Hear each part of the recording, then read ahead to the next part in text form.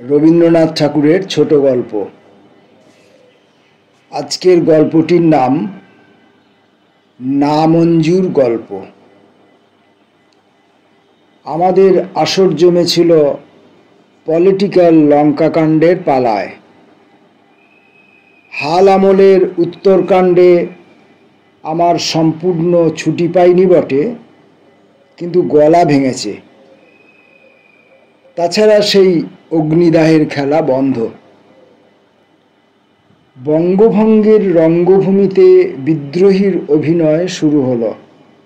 সবাই জানেন এই নাট্যের পঞ্চম অঙ্কের দৃশ্য আলিপুর পেরিয়ে পৌঁছল আন্দামানের সমুদ্রকূলে। পারানির পাথেও আমার যথেষ্ট ছিল, তবু গ্রহের গুণে এপারের হাজতেই আমার ভোগ সমাপ্তি। সহযোগীদের মধ্যে ফাঁসি কাট পর্যন্ত যাদের সর্বোচ্চ প্রমোশন হয়েছিল, তাদের প্রণাম করে আমি পশ্চিমের এক শহরের কোণে হোমিওপ্যাথি চিকিৎসায় পসার জমিয়ে তুললেম। তখনও আমার বাবা বেঁচে। তিনি ছিলেন বাংলাদেশের এক বড় মহকুমার সরকারি উকিল, উপাধি ছিল রায়বাহাদুর। তিনি বিশেষ একটু ঘটা করেই আমার বাড়ি আসা বন্ধ করে দিলেন।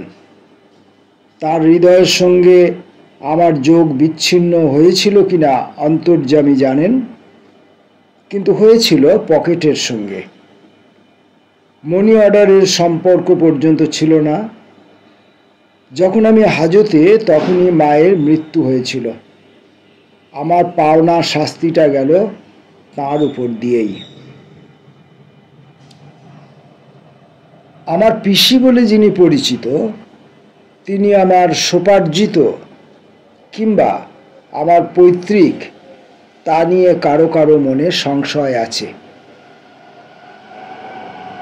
তার কারণ, আমি পশ্চিমে যাবার পূর্বে তার সঙ্গে আমার সম্বন্ধ সম্পূর্ণই অব্যক্ত ছিল।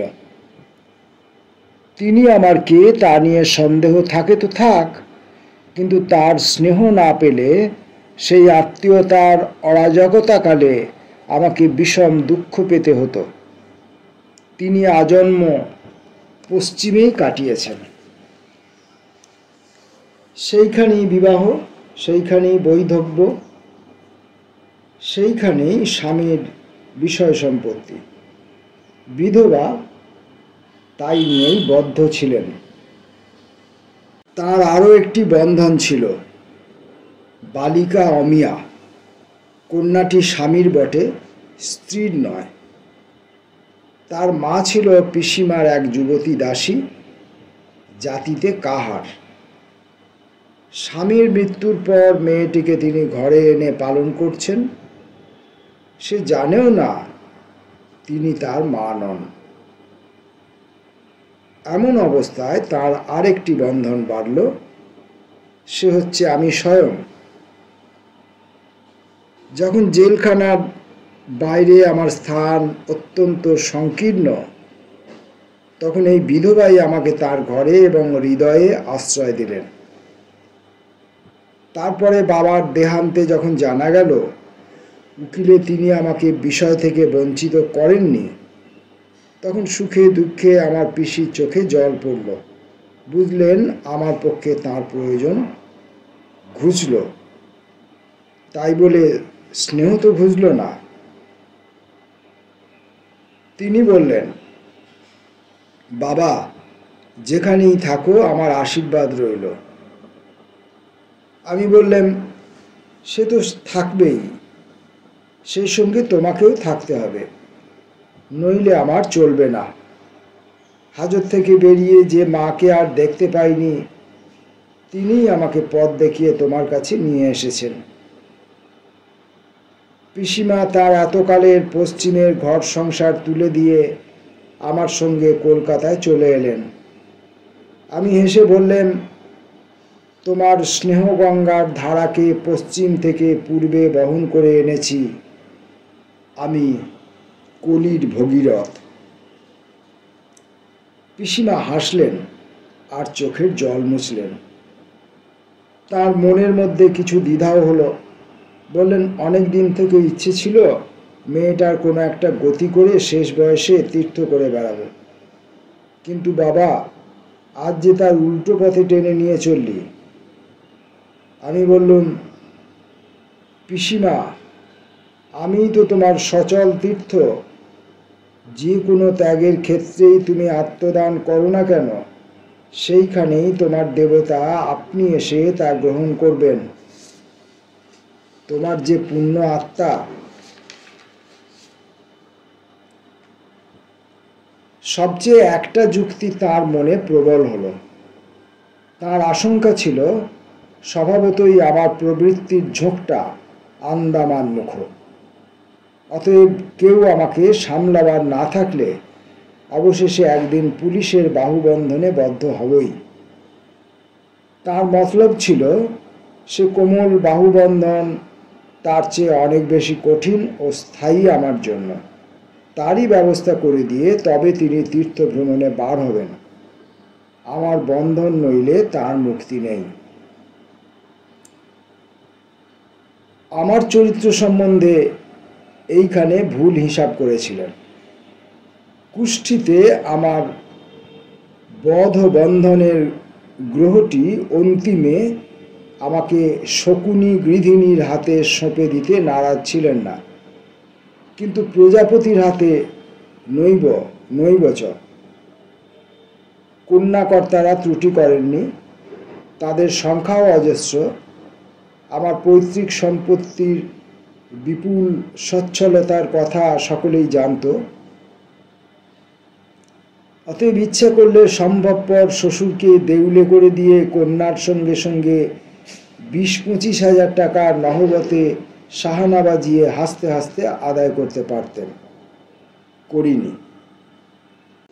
আমার ভাবী চরিত লেখক একথা যেন স্মরণ রাখেন যে স্বদেশ সেবায় সংকল্পের কাছে এককালীন আমার এই 20-25 হাজার টাকার ত্যাগ। জমা খরচের অঙ্কটা অদৃশ্য কালিতে লেখা আছে বলে যেন আমার প্রশংসার হিসাব থেকে বাদ না পড়ে। পিতামহ ভীষ্মের সঙ্গে আমার মহৎ চরিত্রের এইখানেই মিল আছে। পিসিমা শেষ পর্যন্ত আশা ছাড়েননি। এমন সময় ভারতের পলিটিক্যাল আকাশে আমাদের সেই খাত্র যুগের পরবর্তী যুগের হাওয়া বইল। পূর্বেই বলেছি, এখনকার পালায় আমরা প্রধান নায়ক নই, তবু ফুটলাইটের অনেক পিছনে মাঝে মাঝে নিস্তেজভাবে আমাদের আসা যাওয়া চলছে। এত নিস্তেজ যে পিসিমা আমার সম্বন্ধে নিশ্চিন্তেই ছিলেন। আমার জন্যে কালীঘাটে সস্তায়ন করবার ইচ্ছে এককালে তাঁর ছিল, কিন্তু ইদানিং আমার ভাগ্য আকাশে লাল পাগড়ির রক্তমেঘ একেবারে অদৃশ্য থাকাতে তার আর খেয়াল রইল না। এইটাই ভুল করলেন। সেদিন পুজোর বাজারে ছিল খদ্দরের পিকেটিং। নিতান্ত কেবল দর্শকের মতো গিয়েছিলাম। আমার উৎসাহের তাপমাত্রা 98 অঙ্কেরও নিচে ছিল। নাড়িতে বেশি বেগ ছিল না। সেদিন যে আমার কোনো আশঙ্কার কারণ থাকতে পারে সে খবর আমার কুষ্টির নক্ষত্র ছাড়া আর সবার কাছে ছিল অগোচর। এমন সময় খদ্দর প্রচারককারিণী কোনো বাঙালি মহিলাকে পুলিশ সার্জন দিলে ধাক্কা। মুহূর্তের মধ্যে আমার অহিংস অসহযোগের ভাবখানা প্রবল দুঃসহযোগে পরিণত হলো। সুতরাং অনতিবিলম্বে থানায় হলো আমার গতি। তারপরে যথানিয়মে হাজতের লালায়িত কবলের থেকে জেলখানার অন্ধকার জঠর দেশে অবতরণ করা গেল। পিসিমাকে বলে গেলাম, এইবার কিছুকালের জন্য তোমার মুক্তি। আপাতত আমার উপযুক্ত অভিভাবকের অভাব রইল না, অতএব এই সুযোগে তুমি তীর্থ ভ্রমণ করে নাও গে। অমিয়া থাকে কলেজের হোস্টেলে, বাড়িতেও দেখবার শুনবার লোক আছে। অতএব এখন তুমি দেবসেবায় 16 আনা মন দিলে দেব মানব কারোর কোনো আপত্তি কথা থাকবে না। জেলখানাকে জেলখানা বলেই গণ্য করে নিয়েছিলাম। সেখানে কোনো রকম দাবি দেওয়া আবদার উৎপাত করিনি। সেখানে সুখ, সম্মান, সৌজন্য, সুহৃদ ও সুখাদ্যের অভাবে অত্যন্ত বেশি বিস্মিত হইনি। কঠোর নিয়মগুলোকে কঠোরভাবেই মেনে নিয়েছিলাম। কোনো রকম আপত্তি করাটাই লজ্জার বিষয় বলে মনে করতেন। মেয়াদ পুরো হবার কিছু পূর্বেই ছুটি পাওয়া গেল। চারিদিকে খুব হাততালি। মনে হলো যেন বাংলাদেশের হাওয়ায় বাজতে লাগলো এনকোর, এক্সেলেন্ট। মনটা খারাপ হলো। ভাবলেন যে ভুগলো সেই ভুগলো, আর মিষ্টান্ন নিতরে জনা রস পেলে 10 মিলে। সেও বেশিক্ষণ নয়। নাট্যমঞ্চের পর্দা পড়ে যায়, আলো নেভে, তারপরে ভোলবার পালা।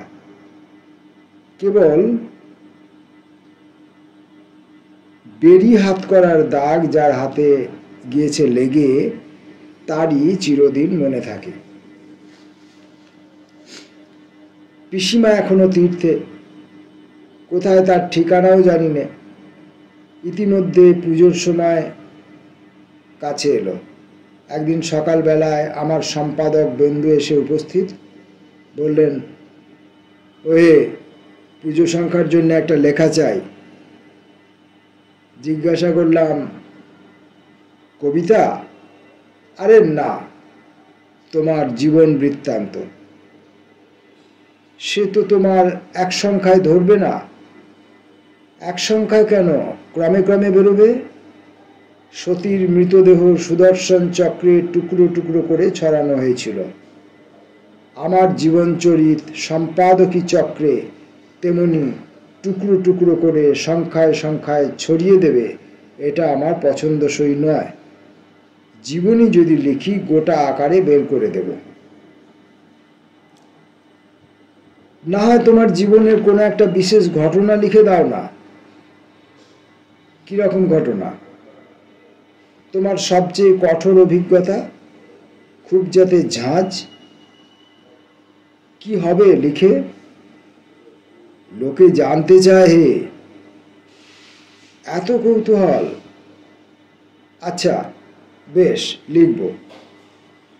মনে থাকে যেন সবচেয়ে যেটাতে তোমার কঠোর অভিজ্ঞতা, অর্থাৎ সবচেয়ে যেটাতে দুঃখ পেয়েছি, লোকের তাতেই সবচেয়ে মজা।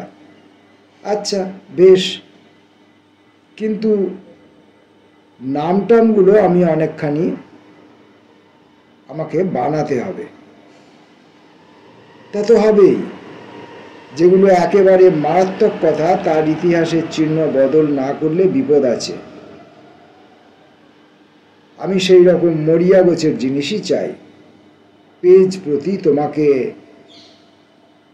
আগে লেখাটা দেখো, তারপরে দরদস্তুর হবে। কিন্তু আর কাউকে দিতে পারবে না, বলে রাখছি। যিনি যতই দর হাঁকুন, আমি তার ওপরে। আচ্ছা আচ্ছা, সে হবে। শেষকালটা উঠে যাবার সময় বলে গেলেন, তোমাদের ঋণী, বুঝতে পারছো? নাম করব না, ওই যে তোমাদের সাহিত্য ধুরন্ধর, মস্ত লেখক বলে বড়াই। কিন্তু যা বলো, তোমার স্টাইলের কাছে তার স্টাইল যেন ডসনের বুট আর তালতলার চটি। বুঝলেন, আমাকে উপরে চড়িয়ে দেওয়াটা উপলক্ষ মাত্র, তুলনায় ধুরন্ধরকে নামিয়ে দেওয়াটাই লক্ষ্য। এই গেল আমার ভূমিকা। এইবার আমার কঠোর অভিজ্ঞতার কাহিনী। সন্ধ্যা কাগজ যেদিন থেকে পড়তে শুরু, সেই দিন থেকেই আহার বিহার সম্বন্ধে আমার কড়া ভোগ। সেটাকে জেলযাত্রার রিহার্সাল বলা হতো। দেহের প্রতি অনাদরের অভ্যাস পাকা হয়ে উঠল। তাই প্রথমবার যখন ঠেললে হাজতে, প্রাণ পুরুষ বিচলিত হয়নি। তারপরে বেরিয়ে এসে নিজের পরে কারো সেবা শুশ্রূষার হস্তক্ষেপ মাত্র বরদাস্ত করিল। পিসিমা দুঃখ ভোগ করতেন, তাকে বলতেন, পিসিমা, স্নেহের মধ্যে মুক্তি, সেবার মধ্যে বন্ধন। তাছাড়া একের শরীরে অন্য শরীরধারীর আইন খাটানোকে বলে ডাইয়ার্কি, দৈরাজ্য। সেইটির বিরুদ্ধে আমাদের অসহযোগ। তিনি নিঃশ্বাস ছেড়ে বলতেন, আচ্ছা বাবা, তোমাকে বিরক্ত করব না। নির্বোধ মনে মনে ভাবতেন, বিপদ কাটল। ভুলেছিলেন স্নেহ সেবার একটা প্রচ্ছন্ন রূপ আছে, তার মায়া এড়ানো শক্ত। অকিঞ্চিৎকর শিব যখন তার ভিক্ষের ঝুলি নিয়ে দারিদ্র গৌরবে মগ্ন, তখন খবর পান যে লক্ষ্মী কোন এক সময়ে সেটা নরম রেশম দিয়ে বুনে রেখেছেন। তার সোনার সুতোর দামে সূর্য নক্ষত্র বিকিয়ে যায়। যখন ভিক্ষের অন্ন খাচ্ছি বলে সন্ন্যাসী নিশ্চিন্ত, তখন জানেন না যে অন্নপূর্ণা এক মশলায় বানিয়েছেন যে দেবরাজ প্রসাদ পাবার জন্যে নন্দীর কানে কানে ফিসফিস করতে থাকেন। আমার হলো সেই দশা। শয়নে বসনে আসনে পিসিমার সেবার হস্ত গোপনে ইন্দ্রজাল বিস্তার করতে লাগল। সেটা দেশাত্মবোধীর অন্যমনস্ক চোখে পড়ল না। মনে মনে ঠিক দিয়ে বসে আছি, তপস্যা আছে অক্ষুণ্ণ। চমক ভাঙল জেলখানায় গিয়ে। পিসিমা ও পুলিশের ব্যবস্থার মধ্যে যে একটা ভেদ আছে, কোনো রকম অদ্বৈত বুদ্ধি দ্বারা তার একটা সমন্বয় করতে পারা গেল না।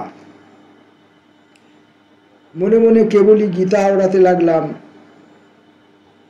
নিশ্চয়ই গুণ্য ভবার্জুন।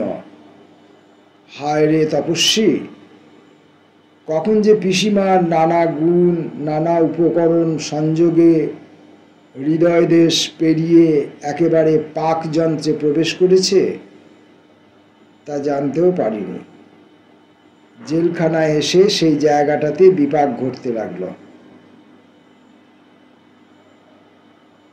ফল হলো এই যে বজ্রাঘাত ছাড়া আর কিছুতে যে শরীর কাবু হতো না, সে পড়ল অসুস্থ হয়ে। জেলের পেয়াদা যদি বা ছাড়লে জেলের রোগগুলোর মেয়াদ আর ফুরোতে চায় না। কখনো মাথা ধরে, হজম প্রায় হয় না, বিকেলবেলা জ্বর হতে থাকে। ক্রমে যখন মালাচন্দন হাততালি ফিকে হয়ে এসেছে, তখনও এ আপদগুলো টনটনে হয়ে রইল।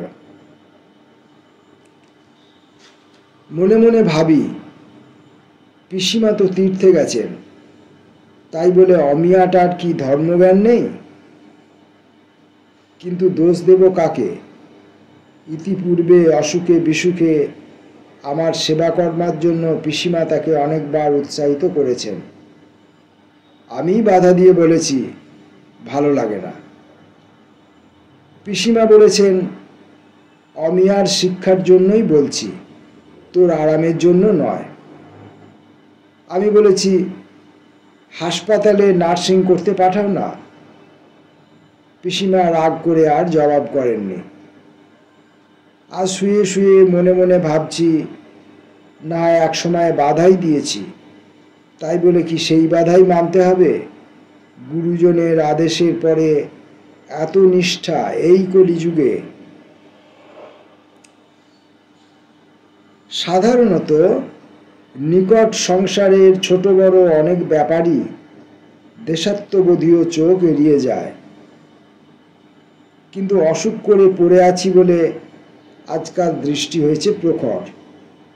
লক্ষ্য করলেন, আমার অবর্তমানে অমিয়ারও দেশাত্মবোধ পূর্বের চেয়ে অনেক বেশি প্রবল হয়ে উঠেছে।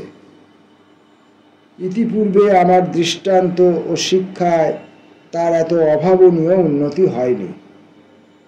আজ অসহযোগের অসহ্য আবেগে সে কলেজ ত্যাগিনী, ভিড়ের মধ্যে দাঁড়িয়ে বক্তৃতা করতেও তার হৃদকম্প হয় না।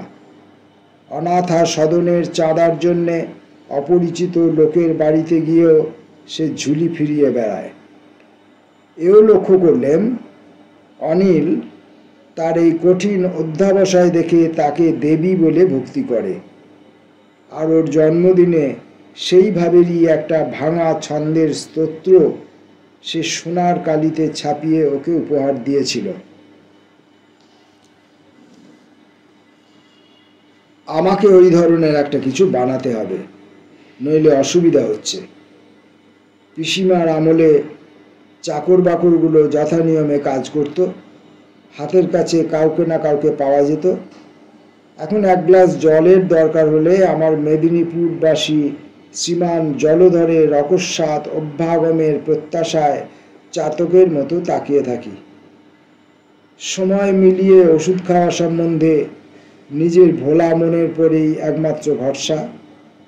আমার চিরদিনের নিয়ম বিরুদ্ধ হলেও রোগশয্যায় হাজিরে দেবার জন্য অমিয়াকে দুই একবার ডাকিয়া এনেছি, কিন্তু দেখতে পাই পায়ের শব্দ শুনলেই সে দরজার দিকে চমকে তাকায়, কেবলই উসখুস করতে থাকে। দয়া হয়, বলি, অমিয়া, আজ তোদের মিটিং আছে? অমিয়া বলে, তা হোক না দাদা, এখন আরো কিছুক্ষণ। আমি বলি, না না, সে কি হয়, কর্তব্য আগে। কিন্তু প্রায়ই দেখতে পাই কর্তব্যের অনেক আগেই অনিল এসে উপস্থিত হয়। তাতে অমিয়ার কর্তব্য উৎসাহের পালে যেন দমকা হাওয়া লাগে। আমাকে বড় বেশি কিছু বলতে হয় না। শুধু অনিল নয়, বিদ্যালয় বর্জক আরও অনেক উৎসাহী যুবক আমার বাড়ির একতলায় বিকেলে চা এবং ইন্সপিরেশন গ্রহণ করতে একত্র হয়। তারা সকলেই অমিয়াকে যুগলক্ষ্মী বলে সম্ভাষণ করে। একরকম পদবি আছে, যেমন রায় বাহাদুর পাঠ করা চাদরের মতো, যাকেই দেওয়া যায় নির্ভাবনায় কাঁধে ঝুলিয়ে বেড়াতে পায়। আর একরকম পদবি আছে, যার ভাগ্যে জোটে সে বেচারা নিজেকে পদবীর সঙ্গে মাপসাই করার জন্য অহরহ উৎকণ্ঠিত হয়ে থাকে। স্পষ্টতই বুঝলেন অমিয়ার সেই অবস্থা সর্বদাই অত্যন্ত বেশি উৎসাহ প্রদীপ্ত হয়ে না থাকলে তাকে মানায় না। খেতে শুতে তার সময় না পাওয়াটা বিশেষ সমারোহ করেই ঘটে। এ পাড়ায় ও পাড়ায় খবর পৌঁছায়। কেউ যখন বলে, এমন করলে শরীর টিকবে কি করে, সে একটুখানি হাসে। আশ্চর্য সেই হাসি। ভক্তরা বলে, আপনি একটু বিশ্রাম করুন গে, একরকম করে কাজটা সেরে নেব। সে তাতে ক্ষুণ্ণ হয়। ক্লান্তি থেকে বাঁচানো কি বড় কথা? দুঃখ গৌরব থেকে বঞ্চিত করা কি কম বিড়ম্বনা? তার ত্যাগ শিকারের ফর্দের মধ্যে আমিও পড়ে গেছি। আমি যে তার এত বড় জেলখাটা দাদা, উল্লাসকর, কানাই, বারিন, উপেন্দ্র প্রভৃতির সঙ্গে এক জ্যোতিষ্ক মণ্ডলীতে যার স্থান, গীতার দ্বিতীয় অধ্যায় পার হয়ে তার সে দাদা গীতার শেষ দিকের অধ্যায়ের মুখে অগ্রসর হয়েছে, তাকেও যথোচিত পরিমাণে দেখবার সে সময় পায় না। এত বড় স্যাক্রিফাইস। যেদিন কোনো কারণে তার দলের লোকের অভাব হয়েছে, সেই দিন আমিও তার উৎসাহের মৌতার যোগাবার জন্য বলেছি, অমিয়া, ব্যক্তিগত মানুষের সঙ্গে সম্বন্ধ তোর জন্যে নয়, তোর জন্যে বর্তমান যুগ। আমার কথাটা সে গম্ভীর মুখে নীরবে মেনে নিয়েছে। জেলে যাওয়ার পর থেকে আমার হাসি অন্তঃশীলা বইছে। যারা আমাকে চেনে না তারা বাইরে থেকে আমাকে খুব গম্ভীর বলেই মনে করে। বিছানায় একলা পড়ে পড়ে কড়িকাঠের দিকে চেয়ে চেয়ে ভাবছি, বিমুখা বান্ধবা জানতি। হঠাৎ মনে পড়ে গেল সেদিন কোথা থেকে একটা ন্যাংলা কুকুর আমার বারান্দার কোণে আশ্রয় খুঁজছিল। গায়ের রোঁয়া উঠে গেছে, জীর্ণ চামড়ার তলায় কঙ্কালের আব্রু নেই, আধমরা তার অবস্থা। অত্যন্ত ঘৃণার সঙ্গে তাকে দূর দূর করে তাড়িয়ে দিয়েছিলাম। আজ ভাবছিলেন এতটা বেশি ঝাঁজের সঙ্গে তাকে তাড়ালেন কেন? বেগানা কুকুর বলে নয়, ওর সর্বাঙ্গে মরণ দশা দেখা দিয়েছে বলে। প্রাণের সঙ্গীত সভায় ওর অস্তিত্বটা বেসুরো, ওর রুগ্নতা বেয়াদবি। ওর সঙ্গে নিজের তুলনা মনে এলো। চারিদিকের চলমান প্রাণের ধারার মধ্যে আমার অস্বাস্থ্য একটা স্থাবর পদার্থ, স্রোতের বাধা। সে দাবি করে শিয়রের কাছে চুপ করে বসে থাকো। প্রাণের দাবি দিক বিদিকে চলে বেড়াও। রোগের বাঁধনে যে নিজে বদ্ধ, আরোগীকে সে বন্দি করতে চায়। এটা একটা অপরাধ। অতএব জীব লোকের উপর সব দাবি একেবারে পরিত্যাগ করব মনে করে গীতা খুলে বসলাম। প্রায় যখন স্থিতধী অবস্থায় এসে পৌঁছেছি, মনটা রোগ আরোগের দ্বন্দ্ব ছাড়িয়ে গেছে, এমন সময় অনুভব করলাম কে আমার পা ছুঁয়ে প্রণাম করল। গীতা থেকে চোখ নামিয়ে দেখি পিসিমার পোষ্যমণ্ডলীভুক্ত একটি মেয়ে। এ পর্যন্ত দূরের থেকেই সাধারণভাবেই তাকে জানি, বিশেষভাবে তার পরিচয় জানি নে, তার নাম পর্যন্ত আমার অবিদিত। মাথায় ঘোমটা ঢেনে ধীরে ধীরে সে আমার পায়ে হাত বুলিয়ে দিতে লাগলো। তখন মনে পড়ল মাঝে মাঝে সে আমার দরজার বাইরের কোণে ছায়ার মতো এসে বারবার ফিরে গেছে। বোধ করি সাহস করে ঘরে ঢুকতে পারেনি। আমার অজ্ঞাতসারে আমার মাথা ধরার, গায়ে ব্যথার ইতিবৃত্তান্ত সে আড়াল থেকে অনেকটা জেনে গিয়েছে। আজ সে লজ্জা ভয় দূর করে ঘরের মধ্যে এসে প্রণাম করে বসল। আমি যে একদিন একজন মেয়েকে অপমান করে বাঁচাবার জন্যে দুঃখ শিকারের অর্ঘ্য নারীকে দিয়েছি, সে হয়তোবা দেশের সমস্ত মেয়ের হয়ে আমার পায়ের কাছে তারই প্রাপ্তি স্বীকার করতে এসেছে। জেল থেকে বেরিয়ে অনেক সভায় অনেক মালা পেয়েছি, কিন্তু আজ ঘরের কোণে এই যে অখ্যাত হাতের মানটুকু পেলাম, এ আমার হৃদয়ে এসে বাজল। নিশ্চয়গুণ্য হবার উমেদার এই জেলখাটা পুরুষের বহুকালের শুকনো চোখ ভিজে উঠবার উপক্রম করলে। পূর্বেই বলেছি, সেবায় আমার অভ্যাস নেই। কেউ পা টিপে দিতে এলে ভালোই লাগতো না, ধমকে তাড়িয়ে দিতেন। আজ সেই সেবা প্রত্যাখ্যান করার স্পর্ধাও মনে উদয় হলো না। খুলনা জেলায় পিসিমার আদি শ্বশুরবাড়ি। সেখানকার গ্রাম সম্পর্কে দু চারটি মেয়েকে পিসিমা আনিয়ে রেখেছেন। পিসিমার কাজকর্মে, পূজা অর্চনায় তারা ছিল তার সহকারিণী। তার নানা রকম ক্রিয়াকর্মে তাদের না হলে আর চলত না। এ বাড়িতে আর সর্বত্রই অমিয়ার অধিকার ছিল, কেবল পুজোর ঘরে না।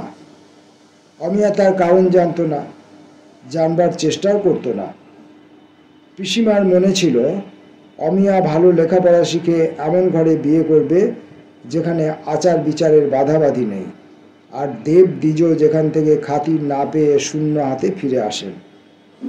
এটা আক্ষেপের কথা, কিন্তু এছাড়া ওর আর কোনো গতি হতেই পারে না। বাপের পাতক থেকে মেয়েকে সম্পূর্ণ বাঁচাবে কে?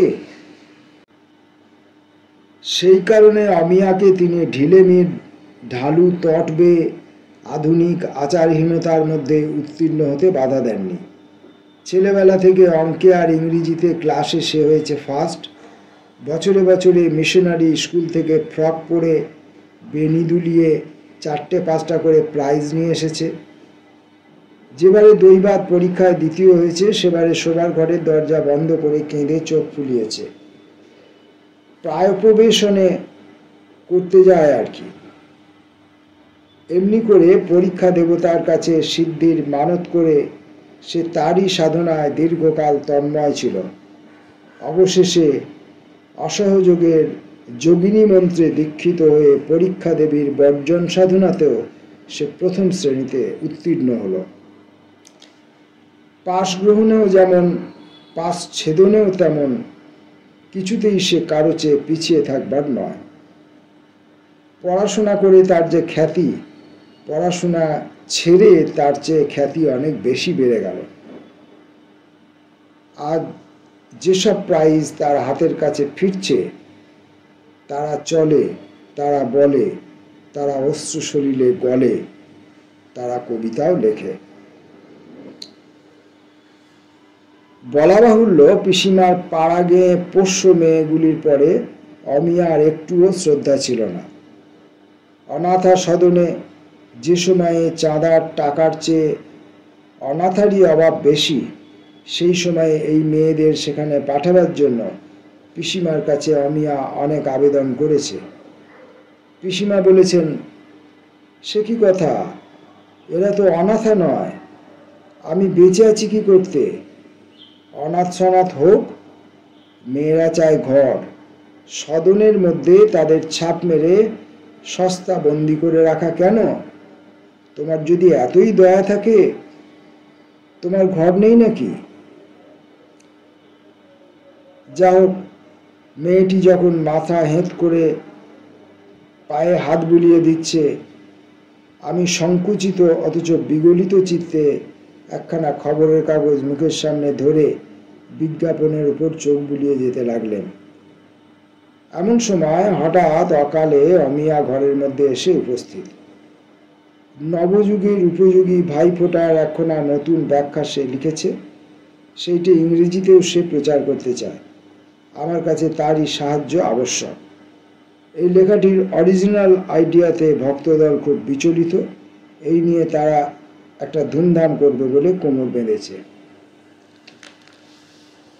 ঘরে ঢুকেই সেবানুযুক্ত মেয়েটিকে দেখেই অমিয়ার মুখের ভাব অত্যন্ত শক্ত হয়ে উঠল। তার দেশ বিশ্রুত দাদা যদি একটু ইশারা মাত্র করত, তাহলে তার সেবা করবার লোকের কি অভাব ছিল? এত মানুষ থাকতে শেষকালে কি এই থাকতে পারলে না? বললে, দাদা, হরিমতিকে কি তুমি?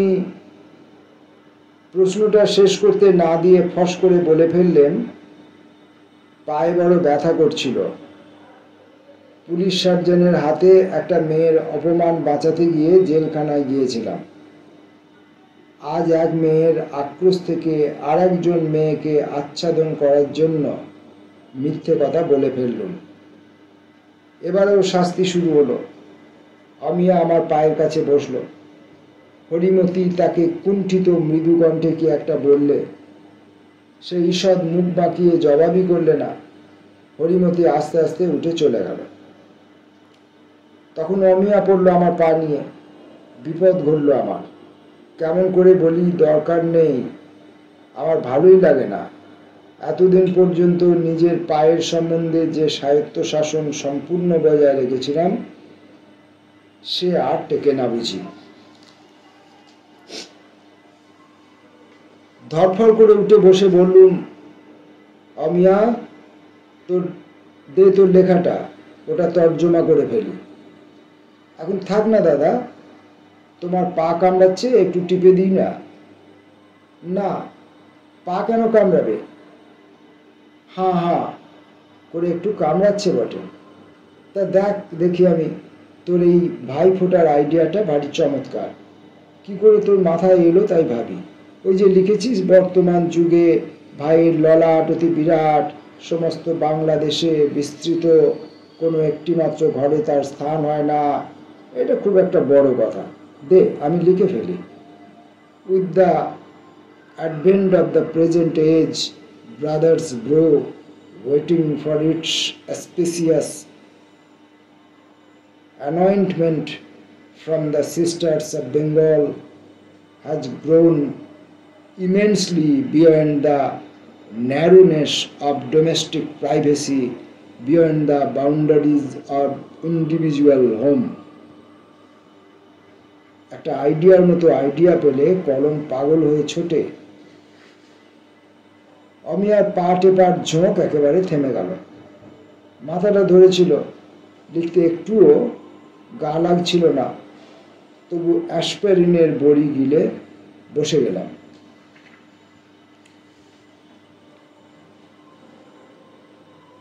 পরদিন দুপুরবেলায় আমার জলধর যখন দিবানিদ্রায় রত দেউড়িতে দেওয়ানজি তুলসী দাসের রামায়ণ পড়ছে, গলির মোড় থেকে ভালুক নাচওয়ালা ডুগডুগি শোনা যাচ্ছে, বিশ্রামহারা অমিয়া যখন যুগলক্ষ্মীর কর্তব্য পালনে বেরিয়েছে, এমন সময় দরজার বাইরে নির্জন বারান্দায় একটি ভীরু ছায়া দেখা দিলে।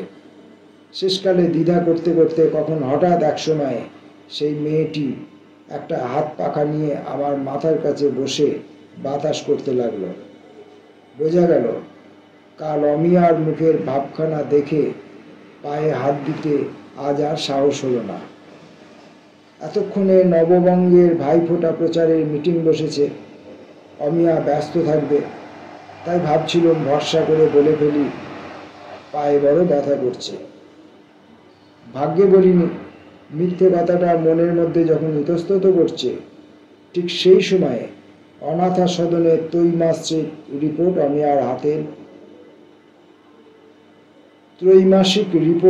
অমিয়ার প্রবেশ। হরিমতির পাখা দোলনের মধ্যে হঠাৎ চমক লাগলো। তার হৃৎপিণ্ডের চাঞ্চল্য ও মুখশ্রী বিবর্ণতা আন্দাজ করা শক্ত হলো না। অনাথা সদনের এই সেক্রেটারির ভয়ে তার পাখার গতি মৃদু হয়ে এলো। অমিয়া বিছানার একধারে বসে খুব শক্ত সুরে বললে, দেখো দাদা, আমাদের দেশে ঘরে ঘরে কত আশ্রয়হারা মেয়ে বড় বড় পরিবারে প্রতিপালিত হয়ে দিন কাটাচ্ছে, অথচ সেসব ধনী ঘরে তাদের প্রয়োজন একটুও জরুরি নয়। গরিব মেয়ে যারা খেটে খেতে বাধ্য, এরা তাদেরই অন্ন অর্জনে বাধা দেয় মাত্র। এরা যদি সাধারণের কাজে লাগে, যেমন আমাদের অনাথ সদনের কাজ, তাহলে বুঝলেন। আমাকে উপলক্ষ করে হরিমতির উপরে বক্তৃতায় একটা শিলাবৃষ্টি। আমি বললেন, অর্থাৎ তুমি চলবে নিজের শখ অনুসারে, আর আশ্রয়হীনারা চলবে তোমার হুকুম অনুসারে। তুমি হবে অনাথ সদনের সেক্রেটারি, আর ওরা হবে অনাথ সদনের সেবাকারিণী।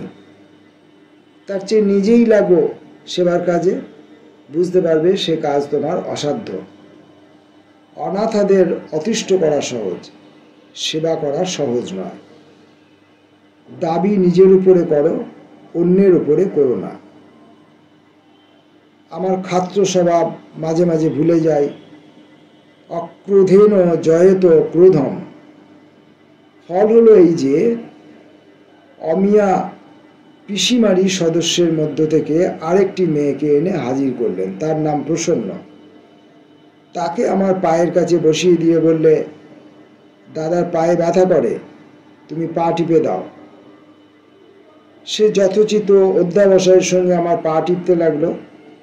এই হতভাগ্য দাদা এখন কোন মুখে বলে যে তার পায়ে কোনো রকম বিকার হয়নি? কেমন করে বানায় যে এমনতর টেপাটেপি করে কেবলমাত্র তাকে অপদস্থ করা হচ্ছে? মনে মনে বুঝলেন, রোগশয্যায় রোগীর আর স্থান হবে না।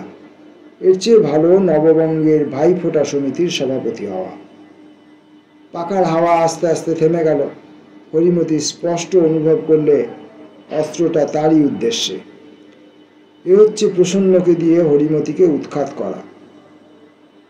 কণ্টকে নৈব কণ্টকম। একটু পরে পাখাটা মাটিতে রেখে সে উঠে দাঁড়ালো। আমার পায়ের কাছে মাথা ঠেকিয়ে প্রণাম করে আস্তে আস্তে দুই পায়ে হাত বুলিয়ে চলে গেল। আবার আমাকে গীতা খুলতে হলো। তবুও শ্লোকের ফাঁকে ফাঁকে দরজা ফাঁকের দিকে চেয়ে দেখি, কিন্তু সেই একটুখানি ছায়া আর কোথাও দেখা গেল না। তার বদলে প্রসন্ন প্রায়ই আসে। প্রসন্নের দৃষ্টান্তে আরো দু চারটি মেয়ে অমিয়ার দেশ বিস্মৃত দেশভক্ত দাদার সেবা করার জন্য জড়ো হলো। অমিয়া এমন ব্যবস্থা করে দিলে যাতে পালা করে আমার নিত্য সেবা চলে। এদিকে শোনা গেল হরিমতি একদিন কাউকে কিছু না বলে কলকাতা ছেড়ে তার পাড়া গাঁয়ের বাড়িতে চলে গেছে। মাসের 12 তারিখে সম্পাদক বন্ধু এসে বললেন, এ কি ব্যাপার, ঠাট্টা নাকি? এই কি তোমার কঠোর অভিজ্ঞতা? আমি হেসে বললেন, পুজোর বাজারে চলবে নাকি? একেবারেই না, এটা তো অত্যন্তই হালকা রকমের জিনিস। সম্পাদকের দোষ নেই। জেলবাসের পর থেকে আমার অশ্রুজল অন্তঃশিলা বইছে। লোকে বাইরে থেকে আমাকে খুব হালকা প্রকৃতির লোক মনে করে। গল্পটা আমাকে ফেরত দিয়ে গেল। ঠিক সেই মুহূর্তে এলো অনিল। বললে, মুখে বলতে পারবো না, এই চিঠিটা পড়ুন। চিঠিতে অমিয়াকে, তার দেবীকে, যুগলক্ষ্মীকে বিবাহ করবার ইচ্ছে জানিয়েছে। এ কথাও বলেছে অমিয়ার অসম্মতি নেই। তখন অমিয়ার জন্ম বৃত্তান্ত তাকে বলতে হলো। সহজে বলতেন না, কিন্তু জানতেন হীন বর্ণের পরে অনিল শ্রদ্ধাপূর্ণ করুণা প্রকাশ করে থাকে। আমি তাকে বললেন, পূর্বপুরুষের কলঙ্ক জন্মের দ্বারাই স্খলিত হয়ে যায়। এ তো তোমরা অমিয়ার জীবনে স্পষ্ট দেখতে পাচ্ছ। সে পদ্ম, তাতে পঙ্কের চিহ্ন নেই। নববঙ্গের ভাইফোঁটা সভা তারপরে আর জমল না। ফোঁটা রয়েছে তৈরি, কপাল মেরেছে দৌড়। আমি শুনেছি অনিল কলকাতা ছেড়ে কুমিল্লায় স্বরাজ প্রচারের কি একটা কাজ নিয়েছে। অমিয়া কলেজে ভর্তি হওয়ার উদ্যোগে আছে। ইতিমধ্যে পিসিমা তীর্থ থেকে ফিরে আসার পর শুশ্রূষার 7 পাক বেরি থেকে আমার পা দুটোকে খালাস করে দিয়েছে। নমস্কার।